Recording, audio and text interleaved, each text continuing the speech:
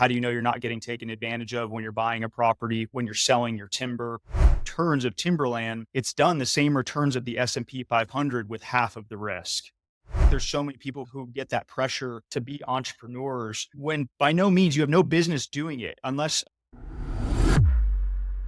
Welcome back, investor, to another episode of Passive Income Adventures, a show where we talk about all things investing, business, lifestyle design, how to balance competing priorities. And that is exactly what we're going to be talking about today with our guest, John Brenard. And we've spent, I guess, the last 7 years really trying to grow our portfolio so that we can afford to have that pile of cash that you need to retire early and just live off the cash flow from that. And we hit that point maybe 2 years ago and realized we want to continue to grow this, but at the same time, in not such an aggressive way as we were before. We don't want to work as hard. We don't want to take as much risk.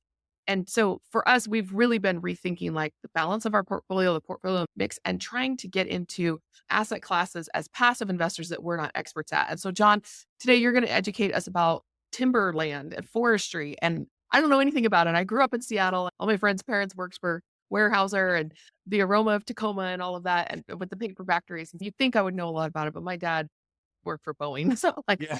we're not into timberland at all. But as I've started looking into some more agricultural types of investments because they're non-correlated to what I'm doing with real estate or the stock market, like farmland, forest land, I'm fascinated by the whole thing. So I'm glad that you're going to be on here to educate me and also educate our listener on what it is that you do. So can you just describe us briefly what it is that you're working on right now? And then we'll go backwards from there about what led you up to this point. Sure. And that comment about not really understanding the asset class is not too uncommon. And that's why I love it. And that's why I got involved in it is I found it to be a very niche asset class. And I felt there was a need to put together an offering to give people more exposure to the asset class. Where we are today with Southview Timberland Investments is a couple of years in the making, but where we are today is we have a fund, right? So we have the ability for people to get involved in the asset class. We've really eliminated the learning curve. They can benefit from our experience in the asset class.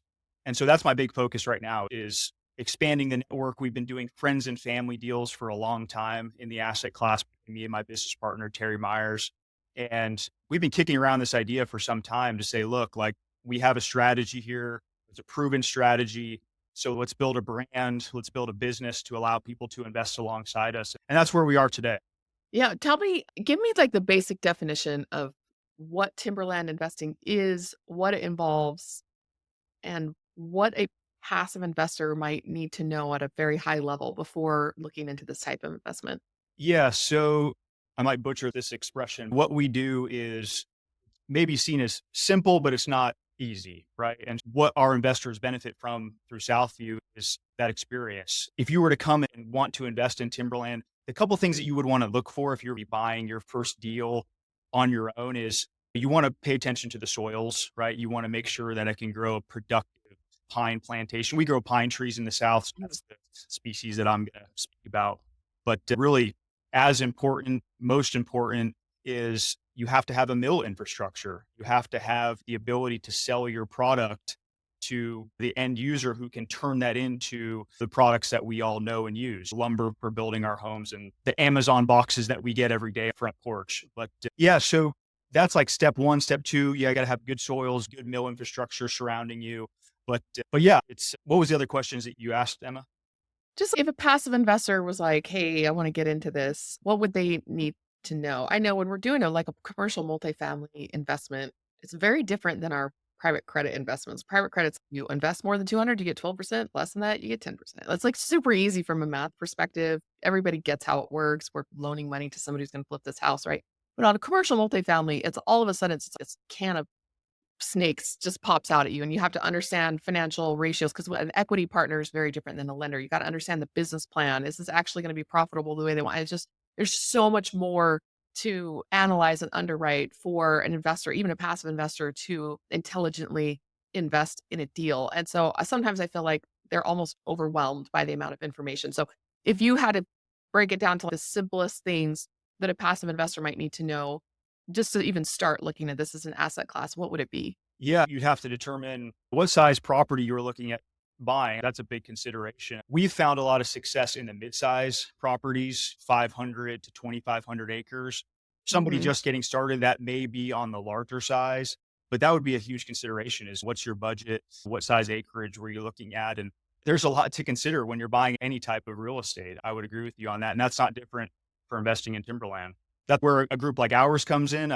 I don't mean to keep pushing south. That's where we come in. No, that's why we're here. You Like know, this is your show, John. but yeah, that's where we come in is to help investors kind of eliminate that learning curve and benefit from our experience. If you say, hey, I am interested in this asset class, I've done some reading, I'd like to get exposure, and I can talk about all the benefits to a portfolio that Timberland offers, but we created that vehicle for people to get involved because Mhm. I think it's helpful to know the landscape of how you can invest in timberland. Of course, you can go as an individual investor and buy it yourself, but that would be very difficult, right? There's just a lot of things, like you said, that are coming at you, right? How do you know you're not getting taken advantage of when you're buying a property, when you're selling your timber? There's other land management things that come into play. So you could do it yourself. There are also publicly traded timber REITs like Mhm. Weyerhaeuser, like you mentioned, Rayonier, Potlatch, Deltic. Those are the three big publicly traded REITs. They manage millions of acres, right? And they're professionally run. They do a good job at what they do, which is giving you that 4% yield, right? That's what historically those REITs have done. But you also have the public market risk. So you get the volatility. If you look at the Yes. chart from 2008, right? You get that liquidity, right? And you get that income, but you also get the public market risk. Another way to get involved is you could work with a TIMO, a Timberland Investment Management Organization. But typically to work with them, you need 30, 40, $50 million, and then they'll build you a private mandate Right. to allocate that investment. And it's typically large institutions that work with those TIMOs. Yeah. And so where we come in with the Southview Timberland Fund is a much lower minimum, 100,000, professional management, direct exposure to the asset class without the public market Yeah. risk, without that volatility. And let me just interject there. I don't think a lot of investors really understand when they're investing in a public REIT. Yep. You're investing in the trust company, not in you don't have any direct ownership in the land itself. Whereas if you're in a private partnership, there is some measure of direct ownership of the real asset that's underlying the company. So it's not just like buying a stock in a company. You're actually a part owner. And so there's a little bit of a difference the way that's structured Oh, yeah. to be able to get access to real property rather than buying into a trust, which is, in my opinion, not real property. It's as close to the asset as you can get without managing it yourself. Yeah. You're welcome to go buy a timberland property or a multifamily property yourself. But for those people who have day jobs, they have their professions that they excel in, but you want exposure to this asset class, you can work with groups like ours, groups like yours, Emma. Yeah. That syndicated level, I think, is really important because you can syndicate anything now, right? And so you don't really think about that. You don't have to go buy a tree farm. You don't have to become a tree farmer, Right. right? You can pool your money just the same way you would. I think that's a little something that different that we're doing in our fund as well. So it used to be if you wanted to be a private, like a hard money lender, you'd have to be writing $500,000 check, go fund it yourself. Or if there's somebody who's going to do it for you, you have to give them a big chunk because taking little tiny pieces of money is a legal hoop that most managers have to jump through. And most of them, first of all, it was not legal for a long time, right? And they changed the regulations. And now the way that it's set up, it's very expensive to run something that way. So you kind of have to be committed to scale. It's more of a volume play than it is just a few high net worth individuals who are going to write high 6 or 7 figure checks. And so just being able to say, hey, there's this whole new world of investing that's opened up over the last, I don't know, decade ish for people to be able to get in at much lower minimums and diversify a lot more. And that's one thing I like about what you're talking about and what you do is we know that it's part of a diversification play and it's not going to be the bulk of a portfolio where some people get out here and they're just talking about how wonderful this is and get everybody excited about it rather than saying you need risk protection from a diversification standpoint, which is exactly what wealthy people do. You listen like Ray Dalio's investing approach and it's super boring and nothing in there is like going to go to the moon, right? I don't know, maybe he has some play money that he does that with, but you listen to people who are very wealthy and they're not investing the same way that somebody who has less wealth tends to just be more take more risks, which is crazy to me. Should they be taking less risk? You have less money, but anyway, we can get into that. I want to talk more about your background first, but we'll come back to that. Like what type of person would be a good investor for what you're up to and just understanding that we're not nobody out there should be talking about give me your life savings. That's just put everything in here. This one's going to go to the moon. That kind of conversation makes me very nervous. And I really prefer conversations like this that talk about like how to have a balanced approach and doing what wealthy people do with their money. Can I just comment on that Yeah. while we're talking about it here? And happy to go over my background. But JP Morgan, we all know JP Morgan, they bought a large timberland asset manager called Campbell just in the last Mhm. couple of years. And they invested through them 500 million in Southeast Timberland. And so if you're part of the JP Morgan private bank now, part of the portfolio that they're recommending to their ultra affluent portfolios is a 3 to 5% allocation to timberland. And to your point, some of the brightest minds, whether you agree JP Morgan is bright or not, I would put them in the camp that know what they're doing. I don't know what they're doing. Um, they're saying to their wealthiest clients, we should do 3 to 5% in this asset class. And that's where we come in too. We're working with RIAs, we're working with family offices, high net worth investors. They say, hey, where does this fit in a portfolio? And I say, look, you have multifamily, you have stocks, you have bonds, you have these other asset classes. Let's take 3 to 5% of the portfolio, put it into this, which is truly uncorrelated. If you look at the returns of timberland, it's done the same returns of the S&P 500 with half of the risk. Mhm. To me, that's a good risk adjusted return, and it's earned itself in a diversified portfolio. Yeah, and I think that's really important to talk about. You mentioned it a couple of times, like the volatility of public markets and why that is. Public companies are evaluated far more often. They're subject to mass media influence. Private companies don't have those same downfalls. They're just not getting their financials done as often. And so those revaluations are not coming up as often and freak people out. And they're less liquid. And so people can't panic sell private assets, which is why overall they tend to be less volatile, and why one of the big reasons I think they tend to outperform public markets is that lack of liquidity and that lack of speed that they're moving. I don't know. Can you maybe take a little side tour into that for a moment? Yeah, just talking about our clients that we work with and the conversations I have, the universe of publicly traded companies has shrunk, right? The number of companies going public has shrunk. And so the universe of publicly traded stocks is just much smaller and everything is more correlated than ever. And so the savvy RIAs that I'm working with, they're putting alternatives and not just our offering. I'm not just talking Southview. They're Mhm. allocating 10, 15, 25% to their clients' portfolios to alternatives, things like the Southview Timberland Fund. And that's for that preservation, that protection of really the stock market has done so great over the last decade, right? I mean, we've had some volatility along the way, and that's what you That's the nature of it. right.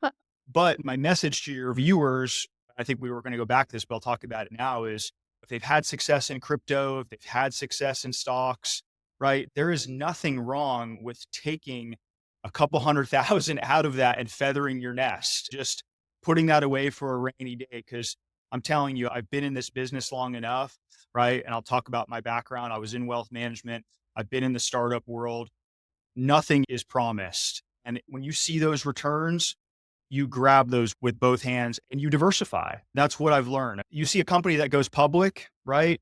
More often than not, you will see the CEOs of that company selling as soon as their window opens to sell that stock. They are selling that stock, even though they believe in their company, they love the Yep. company, but they are selling that stock and they are diversifying that in other things. And that's just the smart way to invest. Nothing just grows to the sky forever. Yeah, this is a concept that I learned when I first started trying to educate myself about crypto. I don't remember what year it was, probably 2015, 2017, somewhere around there. And some of the people were really into it. And they're like, this is taking off, right? And they were like, and then I'm going to take 50% of that off the table and reallocate it to more boring stuff, basically was their message. And that was the first time I was like, oh, of course, buy low, sell high. But I think a lot of people forget that, take money off the table. Well, the stock market is at historic highs right now. Like people have done very well in the stock market, and that makes me happy. Like we have money in the stock market too, right? Sure. But we have definitely taken some off the table to realize those gains and then move it somewhere else that's a little less volatile and a little bit more reliable on its returns. Yeah, I just wanted to jump in that to that for a moment because understanding the difference between public and private markets is really important to understanding like why you would want to diversify not just out of paper assets but into real assets, but also from public to private because it has different pros and cons to it and things that can help to keep a portfolio a little bit safer from some of the things that we're trying to protect it from, which again, diversification. We're striving for mediocrity here. Honestly, I hate to say that, but that's really what we're going for when you've built a certain amount of wealth and you want to keep it, grow it a little, don't get greedy. What is it? Pigs get fat, hogs get slaughtered. So that kind of philosophy, I think, is really embodied by the type of asset that you're working in. Back us up and explain to us, like, this is not your first financial rodeo. Yeah. Like, how did you get up to this point? Give us a little bit about your bio and speak to your experience. And it's not a normal asset class to really be in. So what led you down this path? Yeah. So it wasn't a straight line to Southview by any means. My early career was in wealth management. I worked for some of the largest wealth management companies, started with internship at Smith Barney, really right before the financial crisis, 2007, 2008. So How you learn. very interesting time to be in the industry. In a lot of ways, I didn't really have a great concept of what was going on when I was working with these advisors who were 20, 30 years my senior. And they were explaining to me that this is not normal, what's going on right now. But probably one of the better times to enter the business, though, going through that trial by fire period. So Smith Barney, I was with Wells Fargo Advisors, I was with JP Morgan. And through that recovery of the financial crisis, and for the better part of 10 years, is where I built my wealth management business. And like I said, probably a good time to be doing it. It was a good time to be doing it because people were just open to conversation. So they're open to what can I be doing differently. To our conversation just a second ago, people maybe weren't as diversified as they should have been. So had a great early career in wealth management, did that up until about 2016, 2017. I wouldn't expect people to feel sorry for me saying this, but I was making good money. I had great clients. It was a great business that I built. We had over 100 million in assets under management. Business was compounding. I was getting a lot of referrals, but there was just something that in me where I wasn't, every new relationship that I opened, it wasn't making me happy. I couldn't see myself doing this for the next 30 years. And although I loved my clients and I had great relationships with them, it was just the day to day of the office work and that corporate structure, which led me to pursue the next thing. But I'll stop there if you want me to drill down on anything in that wealth management period. It just makes me think like most of our investors tell the same story. They have careers that they're good at, that they love. They feel like they're really contributing to the well-being of the people that the company serves, the customers, but they can't see themselves doing it for 40, 50 hours a week for the next 10, 20, 30 years. Yep. And that's a very common thread that we hear. Nobody's looking, "Oh, I want to quit my job tomorrow. I hate my job. Can't wait to retire early and sit on a beach." Like, people don't talk like that. They're like, "Can I do this for the next 30 years?" Right. So that turning point when you had that conscious realization of that, Yeah. then where did that go and how long did it take you to make a pivot? Because that is the kind of job where you could do for 20, 30 years, make a full-time career out of it.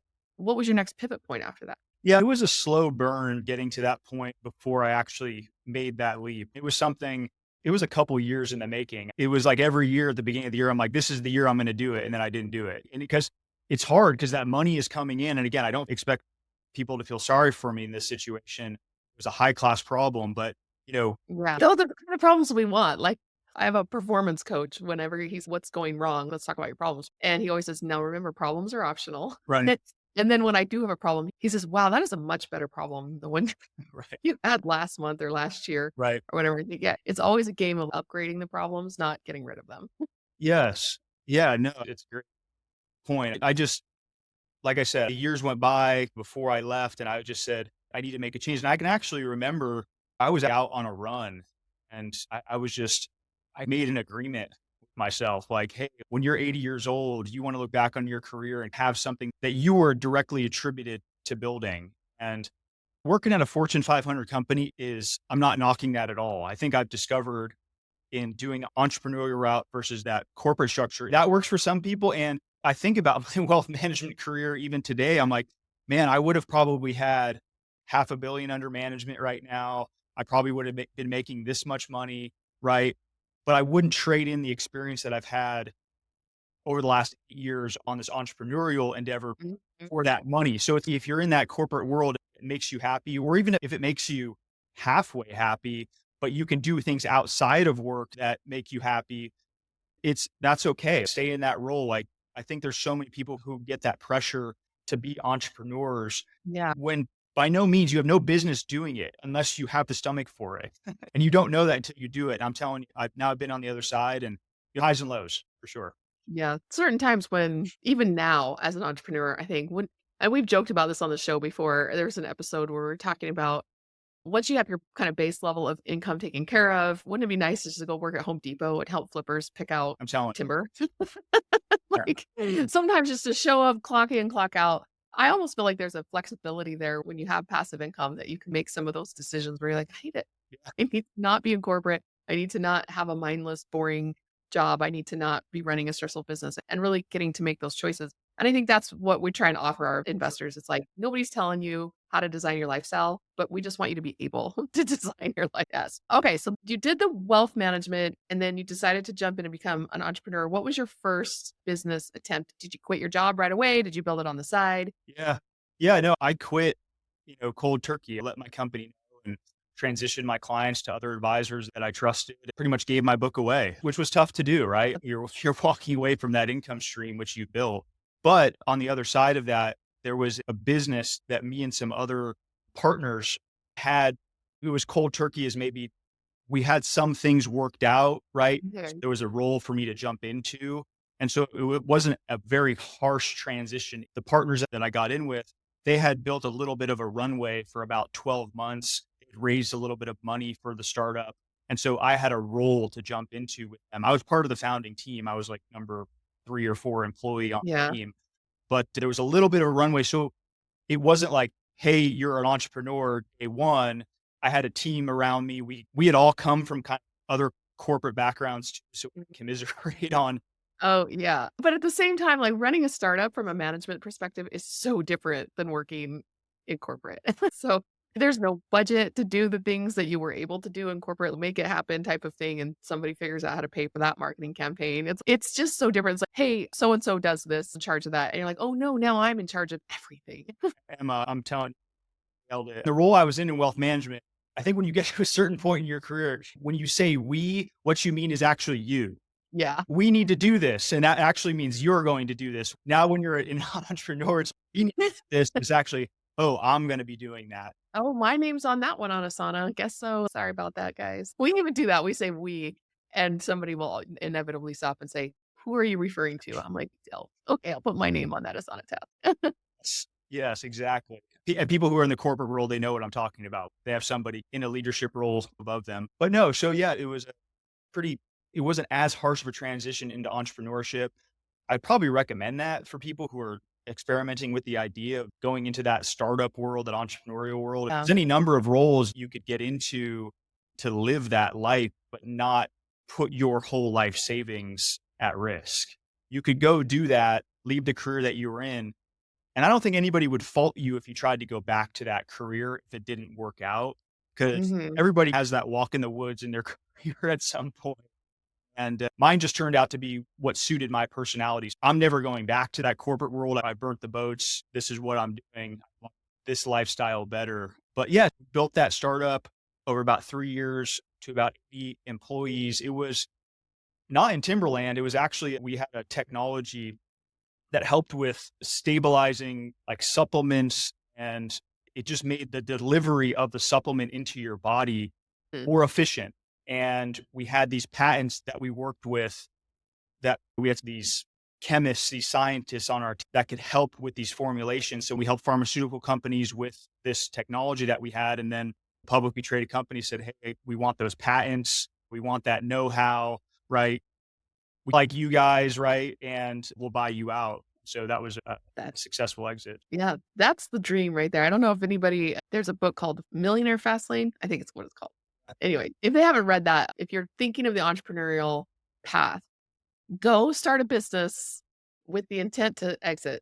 Also, there's another book called Exit Rich, and it basically is the framework for what your business has to have in order to have a successful exit. But most entrepreneurs I hear, most corporate guys who are like, oh, I have this product. Like you said, you have to have the stomach for it. Almost like you have to have this baby that you want to give birth to because it's just, you're so passionate about it. But then it becomes your baby. And you're not thinking, we need to design exit around this. It's just a completely different mindset. If you want a millionaire fastly, you have to have an exit or two. And then the millionaire fast lanes go invest that in something that's super boring. He was talking about treasuries and things like that. It's go make your money, exit your company, whatever this looks like as an entrepreneur. Here are the 6 things that you need to have to do that. And then find something boring to invest in with your money. And then if you want to go start something else, you can, but you're gonna have to bootstrap it around because Elon Musk put his entire fortune into the next company. Yes. And we all know that's crazy, right? We all know that's crazy. I'm not Elon Musk. Don't have that much money. And I don't have that much, I guess, willing to burn all the boats in the personal life to make the business work. Yeah. And that's basically what he did, and we glorify that, but that's not how most people do it. So, anyway, what you just described there, it is a great classic wealth building technique, and then you discovered to say, "Okay, we had a great exit. First of all, what's next? And second of all, what boring things can I put my money in to protect it and grow it?" Some is growing, some is preserving, Yeah. and just being able to say, like, "How am I gonna do this?" And as a wealth management guy, what kind of mental barriers did you have to break down? Things that you were like, "Yeah, actually, no, I don't think this would work for me." Because you probably had a lot that you learned that you're like to do, Mhm. but you probably also learned a few things. I'm not going to do this in my own portfolio. So tell us about those things that worked and some of those things that you changed in your own personal wealth management.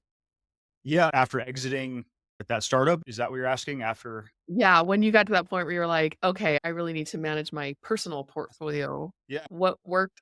And then what did you change? Yeah. I don't know if it's just my personality, but all through my wealth management career and then even in the startup, I had a pretty Spartan existence. I bought some stupid stuff when I was really early in my career, but besides that, I pretty much invested in other types of real estate throughout Mhm. that period. I wasn't perfect by any means, but I really did a good job, I think, of saving in my early career. I worked all through my 20s to afford what I'm able to do today with Southview. And so that would be a recommendation for younger people listening. You can do the startup in your 20s by all means. If you have a great idea, you can do that. But there's nothing wrong with going and working for a large company for 5, 6 years, banking a lot of money, getting a good foundation, and then doing that idea. And entrepreneurship takes different forms too. It doesn't have to be artificial intelligence or crypto. Some of the most successful guys I know are plumbers and electricians. So, Next door. like, that's a way to go too. But yeah, I think maybe we should steer things back to Timberland and how I got Yeah. involved with that and how that's part of my portfolio. My family invested in it. It was something I fell into through a family investment. They bought a Timberland investment property in South Georgia in 2009. So really when I was just getting into my wealth management career. Mhm. And so I would go, it was a recreational property and a timberland investment property. And so it was undeveloped. It was not in trees. And that's actually where I met my business partner, Terry Myers. My family was asking around and saying, "Hey, who's the best guy to help us find an investment property?" And Terry's name kept coming up. Mm. Every time I would get on the property, he would come to have dinner with us. This is very rural Georgia. And we would have him over for dinner anytime we were on the property. Then I would go ride around with him. We would go look at different deals. I would learn about how he built his wealth because he was an interesting guy. He's never had a W-2, self-made, one of the most successful guys I know. He started with trading one parcel of land and he's built that into over 10,000 acres that we manage. Probably has a market value of 100 million plus. So he's done very well. But he's just a very boots on the ground, common sense kind of guy. Just got by on common sense investing. And I wouldn't recommend his path for everybody, but he's been all in on timberland for the last 3 Mhm. years. And some of this has rubbed off on me too. Early on, I just said, look, this is a very tangible investment. You can put your fingers and toes into. I saw the returns he was able to generate. And so when I had the means, I started doing deals with him. Mhm.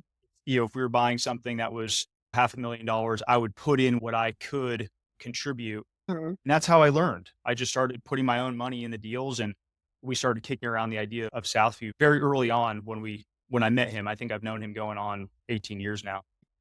Yeah, very interesting. We from our farm ranch owning days, Yeah. like, most of our neighbors had what they called their retirement trees. Okay. It's something that their parents put on the land as a little sapling, knowing that it would grow up and they could retire on it, right? So, everybody who owns some acreage understands the concept of retirement trees. Is that kinda what your parents were doing there? Like, they wanted something with a hunting lease or something, and they wanted to be growing some timber out there for a long-term investment. Yeah, it was the property had a home on it, had a 4-acre pond on it. And that's exactly what we've done. We put it all, it's a pine plantation. Mhm. Those trees are now pushing 25 feet tall, and we're harvesting the pine straw off of it. So we're getting Mm. income from that, which is sold as a landscaping ground cover. Okay. But yeah, there's a hunting lease on it and it's for recreation. But there'll be a time when we can go and start harvesting those trees, and that'll just be some additional that we can get. But we've enjoyed the property along the way. Yeah, I think eventually I'll probably become a direct tree farmer. When we purchase more property, we'll definitely have some of that on there. But for me, I don't really want to become a tree farmer as like a job. And so anything that you're actively investing in, probably your partner Terry's, we're probably overexposed to the asset that we actively know how to run. And so it's always a game of becoming really good at what we do, specializing, maybe getting a little overexposed to that. But at the same time, understanding like I probably ought to diversify a little bit. So can you talk to me about your client that Southview serves specifically? You mentioned it a little bit at the beginning. I usually ask this question at the end. Who should reach out to you after the show? But describe to me the people that are saying, I need some of this. I need that 3, 4, 5% of my portfolio. JP Morgan recommends, I don't want to be a tree farmer. I don't ever want to have acreage. It's just not something that I want to do, but I do want exposure to that. So who is the most likely to reach out from the retail? I know you do family offices and some larger institutions who want to buy their own kind of thing, but from a high net worth accredited investor, describe that person to me. Yeah, I would say for our offering, we have to work with accredited investors. I'll say Mhm. that. And so there's certain income and net worth requirements to invest in our fund. But like that's been the theme of this whole conversation. People who have been successful in their careers, they established a nest egg and they feel, hey, I'm over allocated to equities. They've had a great run. I want to peel off some of those returns and just put it into something which is just going to be uncorrelated. I think there's a broad spectrum of investors that could get involved in this asset class at a relatively low minimum. Our minimum is 100,000 for our fund, Mhm. which believe me, $100,000 is a lot of money to me. I'm just saying in terms of the folks that have done well in their careers, they have some in their 401k or excuse me, their IRAs. That would be a good investor who just Yeah. accumulated that wealth because we're not going to be that group that gets you 10x returns. That's just not us. Number one is preservation for us.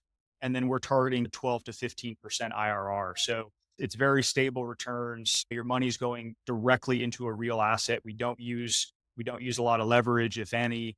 And we welcome you to come visit it too. If you invest with us, we welcome you to come and visit these beautiful properties. Yeah. Let's just do the math here for a second. For somebody who wants to retire on, let's just say their whole portfolio blended return is doing, say, 10%, right? And they have $2 million in. $100,000 is 5-ish%, right? So that sounds about right for the average person who wants to retire on their $2 million and live like their 150,000, depending on their tax situation, incomes. Let's just say it's 200,000 before taxes per year on a portfolio that's doing 10%. That means some of the things are going to do a little bit better. Some of the things are going to do a little bit worse, but that's a blended return across the entire portfolio. And so $100,000, yep, that's about right. So if you want to retire on passive income, people here know $100,000. That sounds like a lot of money. As a percentage of what you need in that nest egg, it's exactly right for most people to be able to say, I can retire, live in a decent, what do I call it? Suburban lifestyle, American suburban lifestyle on about that amount of money. So to me, it sounds right in place with the type of investing that we're looking to do in order to say nobody's flying private on that income, but that's about what it should be according to the percentages that you shared earlier. Yep. So there's a little bit of perspective there for your average accredited investor who's just like waking up to this world, right? That there's this whole private equity and private credit world out there that they maybe didn't even know about.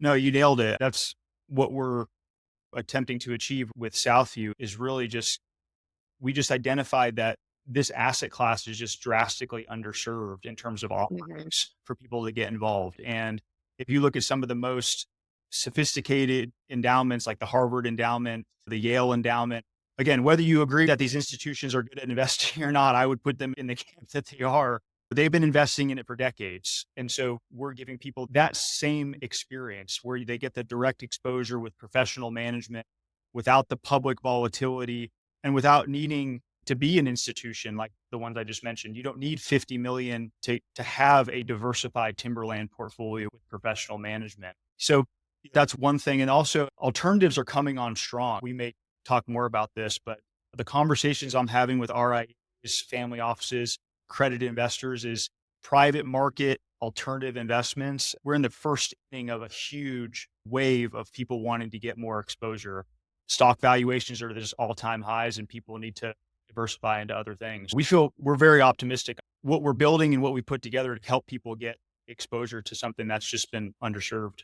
Yeah. And you, I guess, just lowering the barrier of entry to what the ultra wealthy are investing in and exposing people to that. In our company, I call it the stock market scaries. And rightly, because when something is high, you want to sell high, right? And so we have a lot of our investors saying, hey, I want to take some off the table and go put it into some alternatives. And so you see the explosion of alternatives. It does correlate to the stock market being very high because they're like, okay, I made a bunch of money, and they start to be afraid to lose it. And so they want to move it around. So I think that's a natural progression from somebody who's done well in one asset to want to spread that around and get rid of that kind of stock market scary, that anxiety of if this could all go away poof in a moment because it is so volatile. So that is a good place for people to be looking. But you mentioned something there that I want to just briefly open up. At the beginning, you're like, whether or not we think JP Morgan knows what they're doing, or the Harvard endowment, whether or not that's a good place to invest, right? Let's talk about the values of the company that you're investing in align with your own personal values. And when I first started looking at farmland as an uncorrelated asset to even the real estate that I was doing, it was like an uncorrelated real estate asset. And I was like, oh, let's go look at farmland. I owned a ranch. I'd like to own another one. And I was very interested in it. But when I started looking into it, I thought, one, it wasn't a good fit for where I was in my growth phase because it was more of a preservation of capital, some cash flow. And we were really in heavy growth when I first discovered this. And I was like, okay, I'm going to have to wait on this. So from a financial perspective, it wasn't a good fit at the time, but I'm like, eventually it will be a good fit. So then I started looking into it again down the road. And I realized some of the farming practices that I was seeing just didn't really align with my personal belief of what large scale farming should look like. And I'm a little bit of an idealist there. I know we can't feed the whole world on, regenerative agriculture, but at the same time, I'm like, I really don't want to be putting a lot of money behind farming practices that I fundamentally disagree with, and I'm not eating the food. I'm not eating that. So I'm certainly not putting my money into it. So people who are looking at forestry, timberland as an investment, what types of values are you seeing need to be present for somebody to say, I want to be able to do this from an environmental standpoint, from an economic sustainability standpoint? Just talk about those trade-offs that people are making when they're balancing like, oh, the woodlands with all the birds and the worms and all of that with, we need to grow a lot of timber to build a lot of structures, especially with engineered timber coming on as the next big thing and sustainable building materials. Like, what do you need to balance there so it aligns with your investors' value system? Yeah. You just mentioned the new engineered materials that are coming online. What they're doing with some of these timber products is just amazing, like cross laminated timber. If you go to Atlanta, Pond City Market, they just built a semi high rise structure and it's all built with southern grown timber, all Mhm. in the South. That whole structure was built in Atlanta. The whole supply chain, you would think would be a thing that was already happening, but this is like a revolutionary building where the whole supply chain from growing it here in the US, manufacturing the cross laminated timber and building that was all done here in the US. You think that would have been a thing already, but that's going to start happening. Those supply chains just getting a lot Yeah. stronger.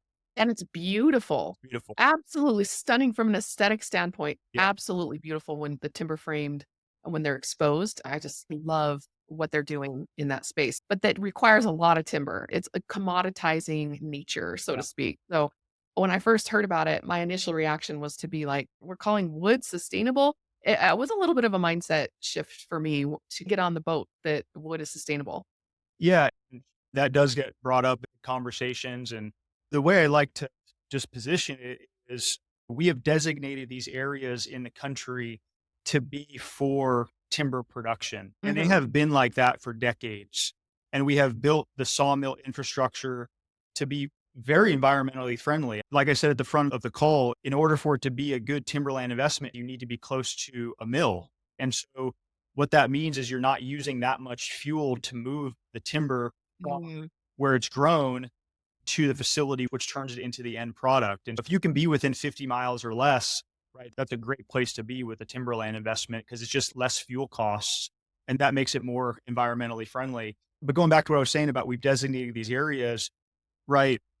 What that means is there are so much more land in this country which is not touched for these purposes, right? So all those other areas are protected And we've just designated in the grand scheme of things, these are large properties, but in the grand scheme of our entire country, it's a fraction of what is left alone. We need to build 1.5 millions in this home every year to house the population. I would rather build it with a sustainable material like timber than cement, right? Than steel and all of the pollution that comes from creating those products. We leave the standing timber alone for 25 years. It's sequestering carbon. And then when we harvest it, I mean, that when you're looking at a tree, you are looking at stored carbon, right? And so that tree is harvested and it goes into your home where that carbon is now stored in your home. So it's one of, I don't see another material coming online that's going to be as sustainable that allows us to have the scale that we need to build as many homes in this country. And yeah, it's hard to be perfect. Like it's hard to find a perfect solution, but Yeah. I think we do a pretty good job of making this a sustainable and environmentally friendly proposition for investors that will be Mhm. involved.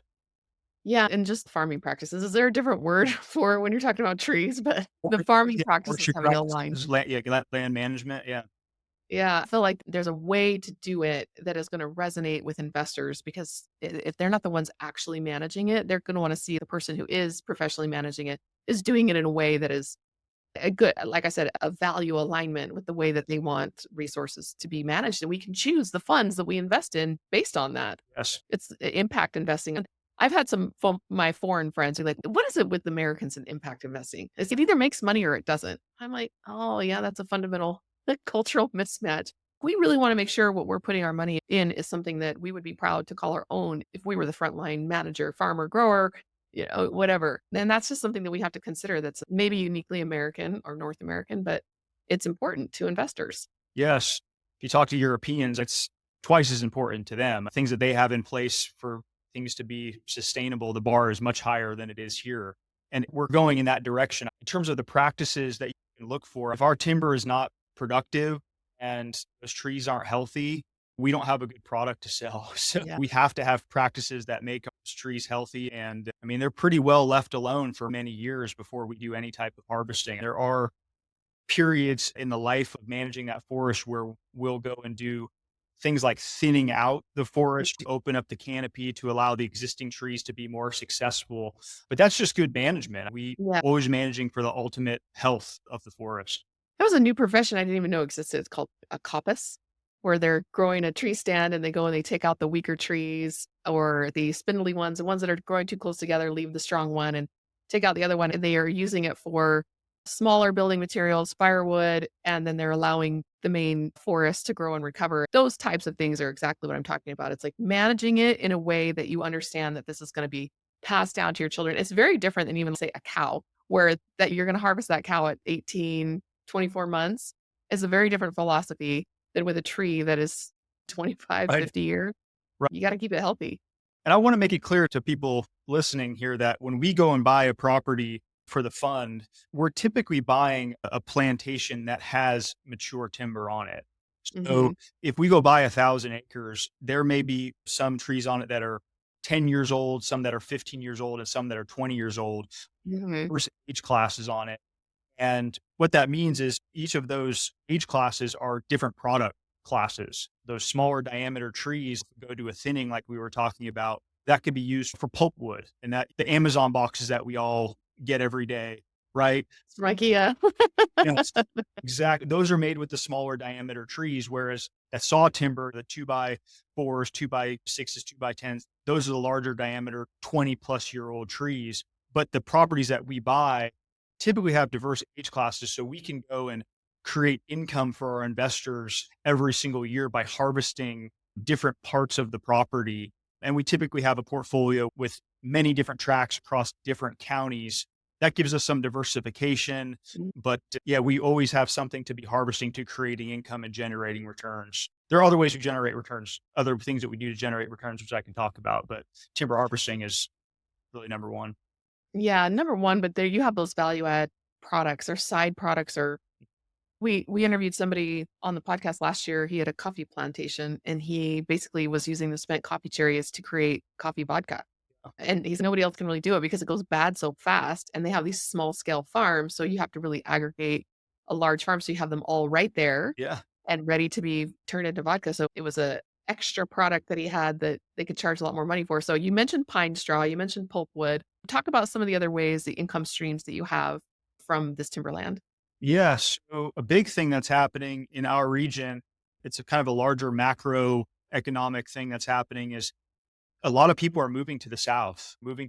Mhm. So we're having population growth. People are sick of the Northeast winters. They're retiring. They're moving south, right? And you're just seeing these communities are growing. Places, Savannah, cities like Atlanta continue to grow. Florida has done well. A lot of Southeast towns are doing very well. Cities are growing. I won't get into the politics, but sometimes the politics people more agree with parts of the country. But they move to a city, but then they want a recreational property, maybe an hour or two from that city. We've been benefiting greatly from that because we already own thousands of acres. We're happy to sell 40 or 50 acres to somebody who wants that recreational property, Mhm. usually get a much better price per acre for those smaller tracts. Okay. So that's a trend that's just going to keep continuing. Opportunistic land sales are a big part of our strategy as well. We do recreational leases, hunting leases. Hunting is huge in our region. Mhm. We lease out 100% of our land. We've done things like cell phone tower leases, Mhm. mineral rights. There are things with conservation and wetland mitigation that we can do. We We've been educating ourselves on the carbon credit markets. It's not directly a part of our strategy today. I think that it probably could be at some point, but we're really a core timberland investment. We're core plus. It has to be a good timberland investment plus these other activities. We could incorporate those carbon credits at some point. It's just from our homework that we've done. It's more the returns are better for doing what we do, Mhm. putting those encumbrances on our property for the carbon credits. Not to say that we couldn't have some corners of our portfolio at some where we could put them in a protected status where we can get the carbon credits, but for us, we're going to stick to what we know how to do and something that we've been doing for a long time. Yeah, it's kind of like the nook and cranny approach, though. You have portions of land acreage that you own that's really not suitable for timber harvesting. And what do you do with it? You Yes. can put it out, you can sell it, you can sequester it for a carbon program. And they're just having options to say not every square inch of land is going to be used for this main thing. It's the same thing with a farm. There's a rocky area, there's a boggy area. Like Yep. you got to work with it. I didn't mention we also have in our offering the ability to do some farmland as well. Mm, Sometimes it happens when you're buying a property, you get some land that is maybe better suited to be farmland. And mm, we'll either lease it out as non irrigated or we'll make the investment and put irrigation on it. And then we can get a higher lease payment because it's now irrigated land. And then also that price per acre goes up because we've made that investment in that irrigation system. It's important to mention too, all of these things are only possible because of our network and the people who know how to do these yeah, things. Like putting a pivot on a farmland property and making sure you're getting the right pricing on it, how to lay that out. It's not intuitive for most people, but for the guys that we work with in our network, from the timber harvesting, getting those pine straw leases, having the hunters actively calling us to lease land from us. We get calls weekly, if not daily, with hunters wanting to lease more land. That's also where we get our pipeline from too, right? We're out there talking to people, finding who's selling land. Unfortunately, people pass away or they get divorced and people see us as active buyers. And we just have a very robust pipeline, kind of these exclusive deals that just don't go to the public market because down there for 30 years. exactly. And that's the way to get it done is just having a really strong network. I love that you mentioned that. Let's actually kind of wrap with that because I Sure. feel like that's the whole point of this podcast is to introduce my listeners to people who have interesting stories that they could learn from, but then reach out afterwards. I've shared this analogy before. It's if you went to the library and checked out a book and you could read that book all you wanted. But I've had piano students in the past where they didn't own a piano Right. and they just don't have enough time at the keyboard to really get good, and they could study it, they could look at it, but at the end of the day, you gotta just be out there doing it, and so having a good book, a good teacher, and all of that, but then actually having people who can guide you through the doing process is so valuable, and I don't think people really think about timberland in that way. It's trees, they just grow for 50 years and you don't do anything with it, but you just proven that finding new deals, finding new products, finding new applications. It's all a matter of just expanding your network and tapping into other people's experiences and stories. Yeah. If that property's online, it's not a deal. I mean, it's just like yes, you will get exposure to it. Like you will have an investment in that asset class technically, but that's not a deal. But, but no, to your point, the thing I always say is you can't do this asset class. And that's why I love it. Can't do it from a Bloomberg terminal. You have to be out there talking to people, working with people. That's what we bring to the table, that boots on the ground, daily experience. We've benefited greatly from that. We could just wrap with this story, but we were marketing a direct deal. It was a beautiful property. It was like 700 acres, 2.5 million, and it was a bought deal. So it's something we actually currently owned, but we were just trying to get exposure for Southview. We were putting a direct deal out there. And what ended up happening is we had a really, really wet period where there's just a lot of rainfall. And what that means is it's very difficult for the loggers to get their equipment on properties that they're very wet. This particular deal was an upland track. And so you could get the equipment on there even during this wet period. And we got the call to harvest that timber, right? Because the sawmills needed that product. And we got very advantageous pricing. And not everybody got that phone call. We benefited from these relationships. And we actually had to pull that deal because we couldn't turn down the returns that we were going to earn because the pro forma had us, I think, making like 300,000 of timber, but we ended up doing like over 500,000 timber income from that deal. But I'm just giving that story to say, look, like those opportunities aren't offered to everybody. It's from that network and that experience from being in the area for so long. Yeah, it makes a huge difference. Like we said, you want to really specialize and become very good at what you're going to do actively, and then find people, those experts who are going to do that on our behalf passively. Even when you said like you get daily calls about hunting leases, I was like, good calls I don't have to take, right? Yeah, definitely. So where can people get a hold of you, John? Yeah, best way to reach out, you can go to our website, southviewtimber.com. If you want to feel free to send me an email directly. It's just John, John, at southviewtimber.com. But yeah, check out our website. There's more information there. And like I mentioned, great way to get involved with us to get exposure to the asset class is through the Southview Timberland Fund. The fund is still open for investment currently, but yeah, probably the best ways to get in touch. Yeah, you can also reach out to me if you need to get in touch with any of our guests. We're well over 100 now. And I feel like if I don't know the answer, I probably have interviewed somebody who does and can connect you with the resources you need.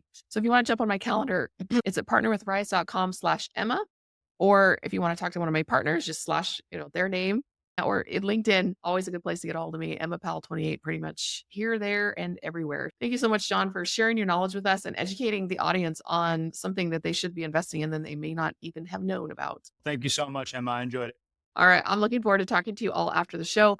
I want to hear more about your passive income adventures, the things that you're planning and the things that you might need help with, because we've been there, we've done it, and we can help you figure out the resources and the people that you need in order to do it yourself. So until next time.